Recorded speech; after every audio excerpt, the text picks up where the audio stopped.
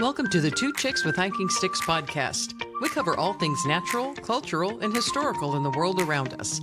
Sit back and enjoy our sometimes snarky, often funny, and never dull podcast. Howdy, everybody. It's Susan with Two Chicks with Hiking Sticks. I'm Monica. We could almost probably record that because we say it almost the same way every time. We probably should. Yeah, well, you know. So today, you know what I forgot to tell you, Monica? You know, we have done an episode on Padre Island National Seashore. So Yes. If our listeners have not checked that out, you need to go check that out. But I recently had an opportunity to actually go to Padre Island National Seashore. And I have to say that it made me laugh because as we were driving to Malachite Beach, when we had to stop and do our entrance fee, I thought of you. Oh, because it pissed me off that they changed it to a federal seashore and make you pay to go into the damn beach. All of that, yes. But it was so nice to go there, and I did my junior ranger thing, and I did 2 junior ranger booklets, and I got two badges. Yes. Oh, 2 badges in one place.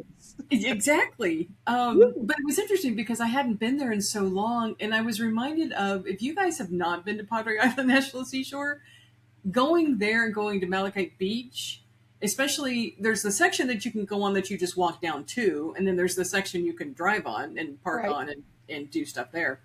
You should take advantage of it. The section that you walk to is so convenient because it's right there at the visitor center area where they have like the store and stuff. Yes. It's like so worth it. Yeah, no, it's nice. And they have the picnic tables out there that, right up front. And then if you're looking at the visitor station and you look to the left, there's another walkway between the dunes. So that if you park in the parking lot and you're lugging stuff down, you can go down that walkway and there's some tables right there too. So yeah, that's I love it. I haven't been there in a few years. I was amazed that it wasn't that busy. I mean, for it being the time of year that it is when it's, basically summer here in Texas, I was amazed at how not busy it was and how nice it was. And I was worried about, a bunch of seaweed and stuff on the coast and stuff. Not happening, not there. Oh, well, it's nice. Because the last time I was there, there was a lot of seaweed that had come in. But I haven't been in several years because it was one of my wife's favorite places. And honestly, I haven't been since she passed away, but I will go back because good memories there. Yeah, we talked about there's no reason that you can't go down for like a day. I mean, because it's just a few hours out of San Antonio. Yep. Just go to the beach, put up a thing, enjoy the water. Yep. So anyhow, it's great. I just wanted you to know I thought of you as I had to show my America the Beautiful pass because I had not to pay. Well, I guess I can't gripe about it now because I have my America the Beautiful pass too, but still not right. Well, so that was my excitement. Have you had any recent excitement there, Monica? Can you call Fort Union excitement? I don't know. Well, we're going to call it excitement for the episode today. So it was interesting. And I'm so glad that you thought it was interesting. And so today we are covering Fort Union National Monument. And for our listeners and video viewers, you might recall that we actually did a short virtual hike type video because when we attempted to go back, I think this was last October or I don't remember when it was. I know it was last year, maybe almost a year ago, not quite. Yeah. We had gone over there and, it was in October because the government was shut down and we couldn't get in. Yeah. So the closest we could do was to do this little hike to like an overview. Yeah. So anybody remember that? That was that. But now it's open and Monica is in the vicinity. So she was kind of like our person on the ground. I was the boots on the ground person. Yes. She could tell us all sorts about it. But so let's talk a little bit about kind of the back history of Fort Union National Monument, because I think there's some interesting things I want to get into, not just about the fact that it exists, but it's more about the why does it exist and should it exist. So it was a monument, it is a monument. So it's been 3 forts, which yes. We built one that was kind of like, it was really kind of like an army outpost. Yeah, it was kind of like, okay, it was there, and then it kind of, whatever. Right. Then we built the second one, which was like in 1863, because we really needed to create more of a battlement, a more of a fort to defend. Right. Because if you recall, in 1863, that was the time of the Civil War. And then after the Civil War passed, we were like, well, let's build another one with a bunch of, places for, officers and people and stuff and whatever, because a supply depot and all of that, because this was a good place along the Santa Fe Trail Yes. to have another stopping place for people to resupply and do things like that. So Yes. it's been three things in its lifetime. Yeah. And if I remember correctly, on one of the placards that was there, it was kind of like one of the biggest businesses in that area because of the location of where it was. Yeah, which, I mean, so we built it in 1851, right? And for all the reasons that we built forts out west, because, it was continuing our western expansion of the United Right. States. And of course, we had to be at war with the indigenous folks that were there. So we go through doing that, and then we're like, well, we really need to have a much bigger place and really defend the United States, because we were in the middle of the Civil War. And they call this Fort Union, this area, kind of like the Gettysburg of the West, because if y'all know history, the Gettysburg Battle, the Battle of Gettysburg, is kind of like the turning point of the actual Civil War of the United States. Right.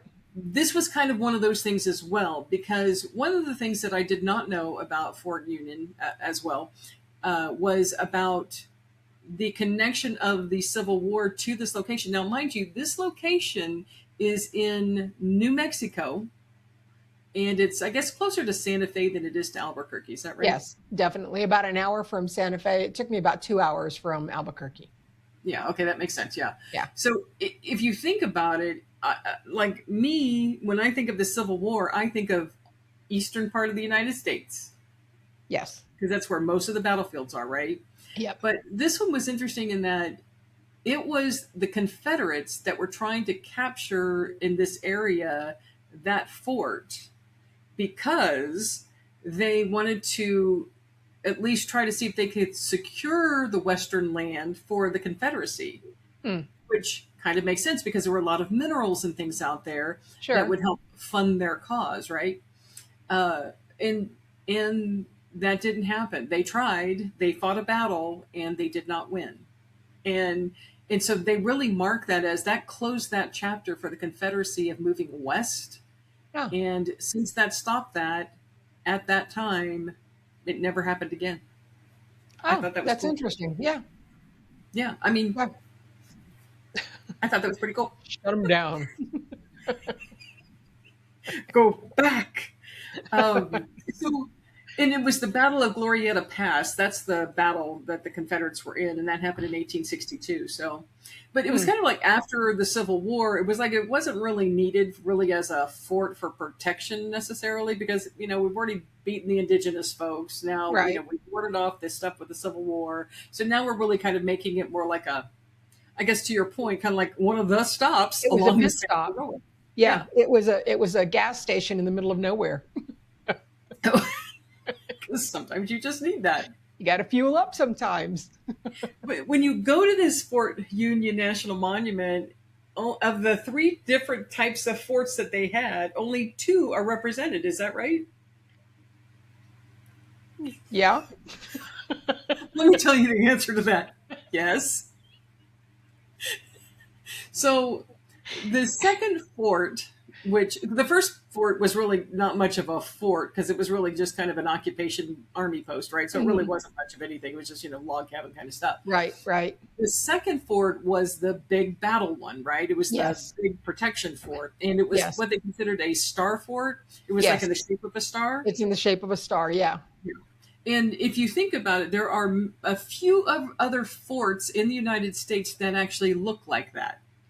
It wasn't unique to them. Other star-shaped forts are Fort Jefferson, which is at the Dry Tortugas National Park, Fort McHenry in Maryland, Fort Monroe in Hampton, and the Castillo de San Marcos in Florida. So if you've ever been to St. Augustine, you would go see this particular fort. It's in the star shape as well. Oh, okay. No, I did not know that. Yeah, so it kind of helped, I guess, to be able to see out on all sides. You had battlements or bastions or whatever that, where Right, they put the cannons and everything to kind of guard. But anyhow, so the remnants of that are there, some. Most of the remnants really are from the third fort, which is Yes. kind of that supply depot kind of area. Yeah. That's where most of the remnants are that are Adobe, right? Yes. Adobe. And I want to say that it was the only location business within, I didn't want to say it was like 500 miles from something, Mm-hmm. anything, you know. But yeah, it's Adobe, and it's surprising how much of it is actually still there and intact. Um, yeah, because Yeah, there's quite a bit of it, really, you know. there there are ruins there. Yes, And it's not like what was the one we went to in West Texas? Fort Davis. Fort Davis. You know how Fort Davis had like the whole row of homes, Yep. and that you could still see this. There is nothing to walk into. You Yeah. know, you can look at everything, but you can't go in and get up close to it, because a lot of them are just structurally unsound. Well, and that is a good distinction between them because they were all kind of around the same time, and even Hmm. the Buffalo soldiers were at Fort Union as well, Yes, uh, just like they were at Fort Davis. yes, Uh, but but you're right. Fort Davis is more preserved, yes, right, yeah. and then restored, right, in some of those buildings. But yeah, you do not have that out there in Fort Union. Right, right. And I happened to come across a gentleman who was with the National Park Service who was working, and he was um, doing something with the a wall that was there. And we'll put a short video in here. And he told me what he was doing was something called shelter coating. And he's basically covering the bricks with more of the mud and kind of, you know, coating it with almost, it almost looked like brickwork. You know how you see the guys with the big planchette kind of whatever Trowels it's and called, the yeah, mortar. yeah, and all that. That's kind of what he was doing, it putting it directly over the bricks, kind of like a mud adobe kind of thing.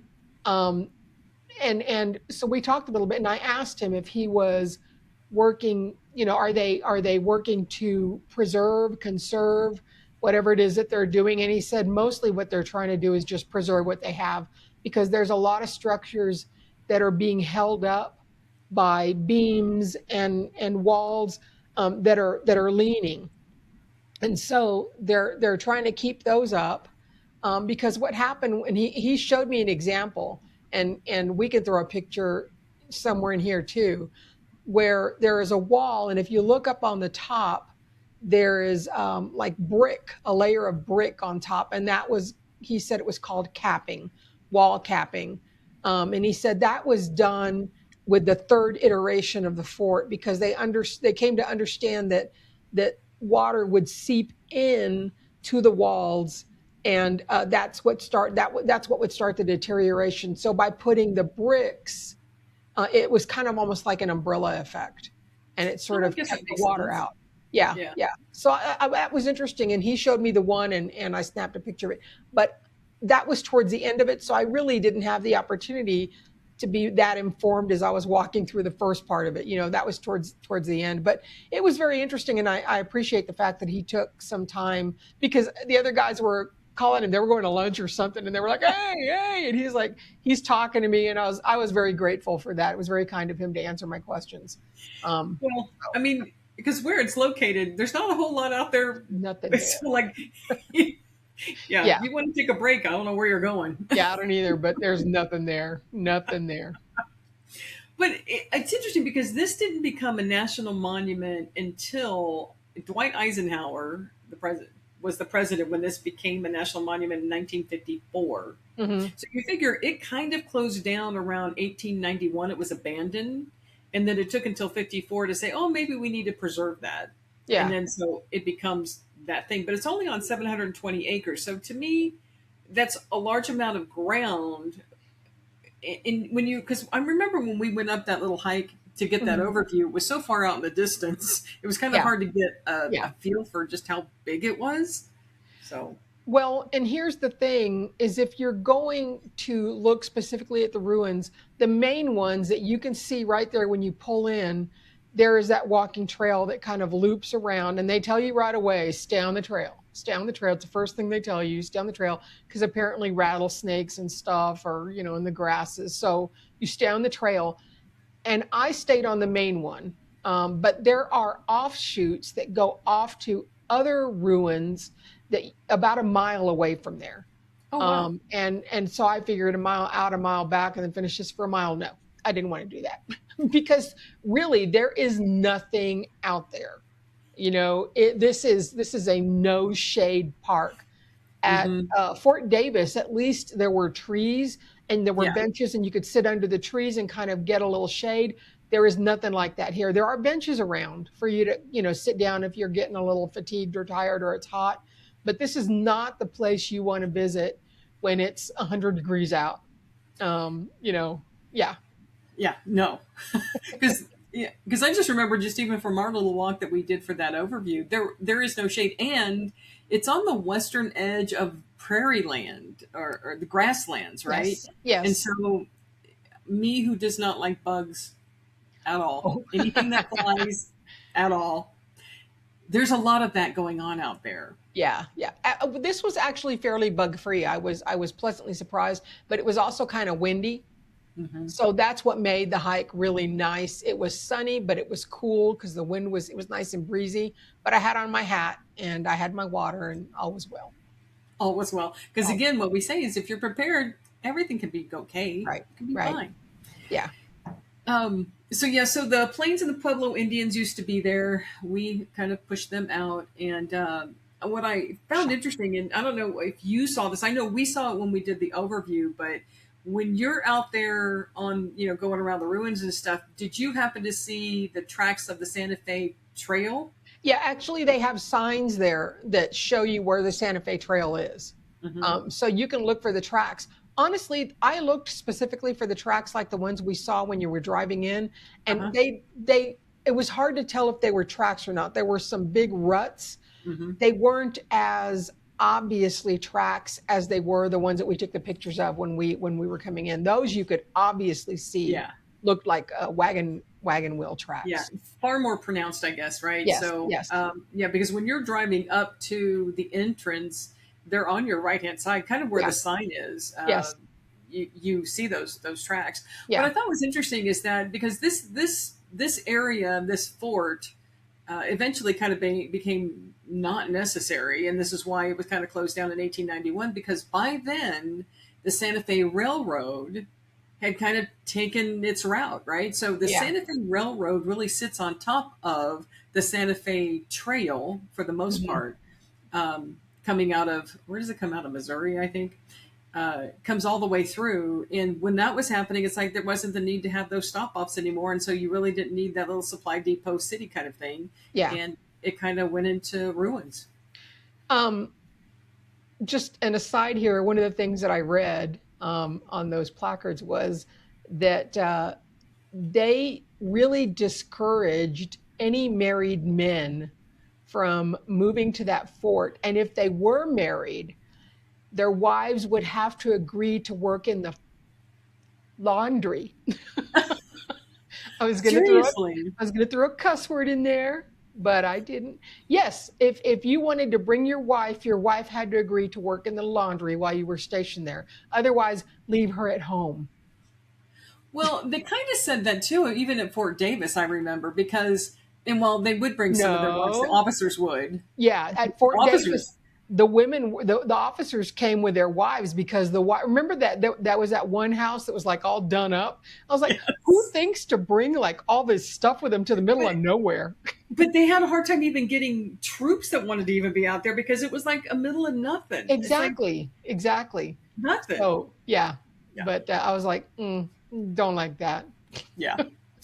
Yeah. I guess I don't think I'd want to, I don't know. I don't think I could do that out there. So anyhow, so we established this as a national monument to preserve it. And I have to say, I struggle with, because I'm big on let's preserve our history in this country. But I was like, why this place? Why did we think this place needed to be held up as something that needed to be nationally preserved and spent money on to keep it, like to your point, right? Keep the walls standing, so to speak, Yeah, right? yeah. Why did we need to do that?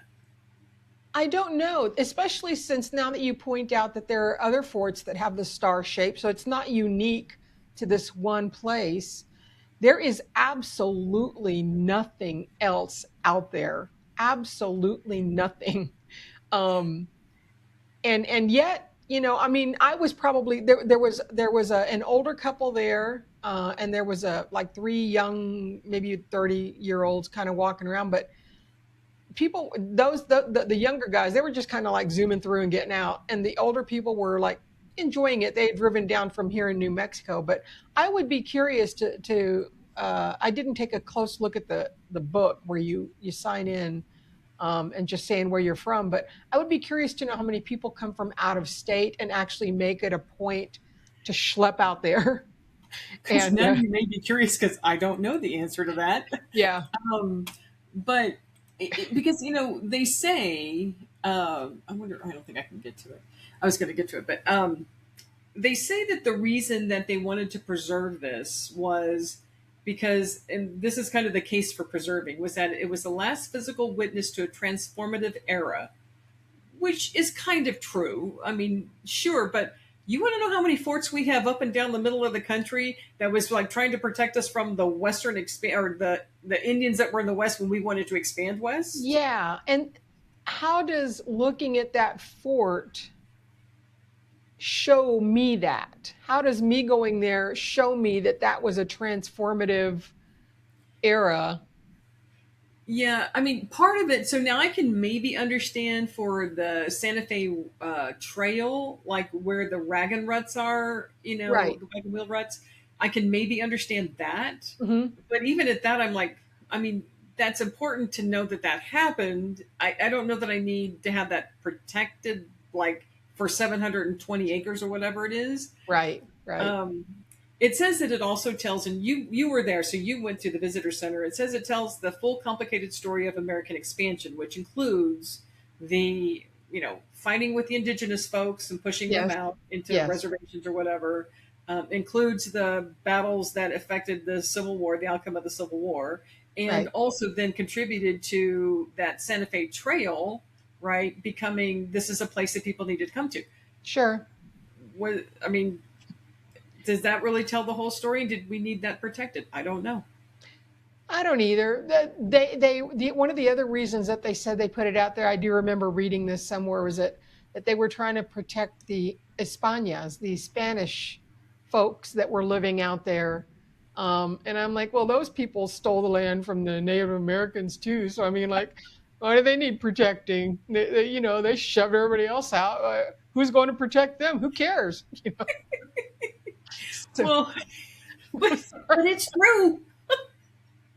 But it's but I mean, our entire history in America is about moving people out of the places that they were, right? that's Because true. as Americans, we wanted Yes. to have the land, right? Yes. Now, the only compelling case that I really thought that was maybe applicable was that it was preserving these adobe structures, although the whole adobe structure thing over time are just going to deteriorate away. I mean, it's going to eventually go away.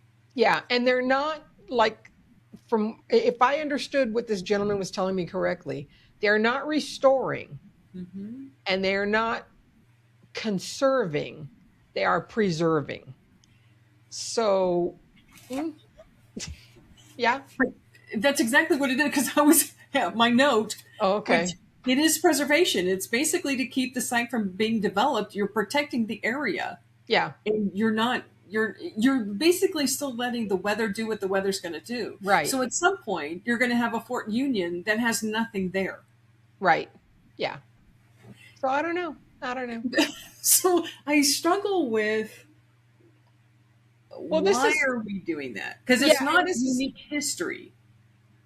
and if to the point, to your point, if we're going to talk about, this is the kind of thing where it'd be like, okay, if you want to talk about cutting the budget, for national parks or whatever. And I'm not trying to put anybody out of work here, because the rangers that I met, especially the lady They're that I was wonderful. talking to there, was wonderful. We had a great conversation. There was nobody there, so we just had a conversation about camping and hiking and all kinds of stuff I'm not going to bring up here.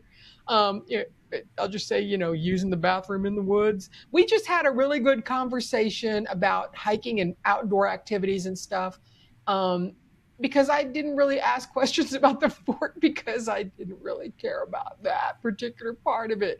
But, this would be one where I could say, yeah, okay, you want to preserve some money or save some money with a national park system? Sure. Maybe New Mexico as a state would be like, oh, we want to keep this as a state park, or, a monument to the state. I don't know. It was a nice But walk. but but that is the case for not having it be a federal thing, a federal government thing, is that Yeah. the states might do better at protecting something that's more valuable to them. Right. Because Yeah. again, like the Star Fort, we have other Star Forts. The Western expansion, we have other forts that protected for the Western expansion. We Right. have all these things already replicated up Yeah. and down the middle of America, right? So it's like, Yeah. I don't know if it was, I don't know if the money, if the juice is worth the squeeze for keeping that place a national monument.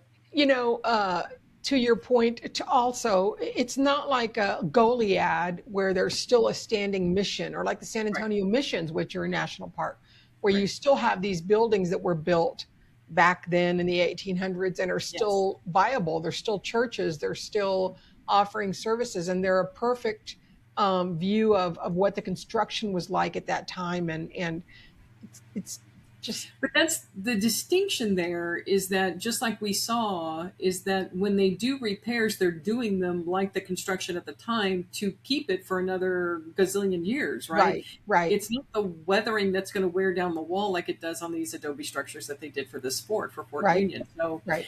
yeah, so it was just an interesting thing when I was thinking about, like, why are we protecting this place, and some of the things, again, the Santa Fe Trail, which is big and iconic and all of that, and Sure. yeah, maybe you want to protect a part of that, but the fort itself, I don't know. Well, I will say the other thing that I mean, because again, it is in the middle of BFE. It is a dark sky park, and we just As did I'm an sure it should episode. be. Yeah, exactly. We just did an episode on dark sky parks, and if you're interested in learning more about that, catch our other episode.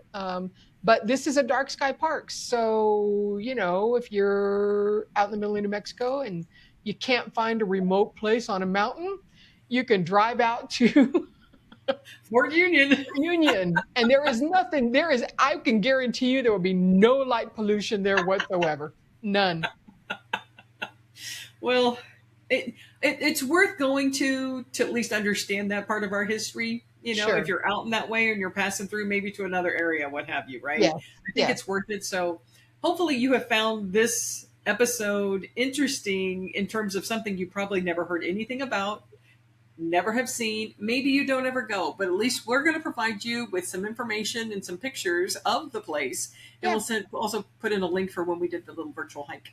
Yeah. We're gonna do a little virtual hike for this one. So Yeah. yeah. Yeah. All right. So, anything else you want to add since you're there on the ground, Monica? Nope. That's it. That's all I got about Fort Union. All right. Well, if you like what you've heard, or you're interested in this type of history and culture that we have here on our episodes, be sure to like and subscribe and get notifications when we pop out with a new episode, which we do on every Thursday. Yep. Share the content. We appreciate that. Give us a thumbs up. Yep. Do all of that because we really appreciate our Buy some viewership. coffee. You can buy some merch on our Zazzle store. You find the links We on got our it all. description. We got it all. All right. Anything else? Nope. That's it. All right. Well, then I guess no more of a howdy do. We're going to say hike Have your own a good hike. night. And we'll check y'all next time. That's right. Bye, guys. Bye. Thanks for listening, and be sure to check out our companion video piece to this podcast where you can take a virtual hike with Monica through Fort Union National Monument.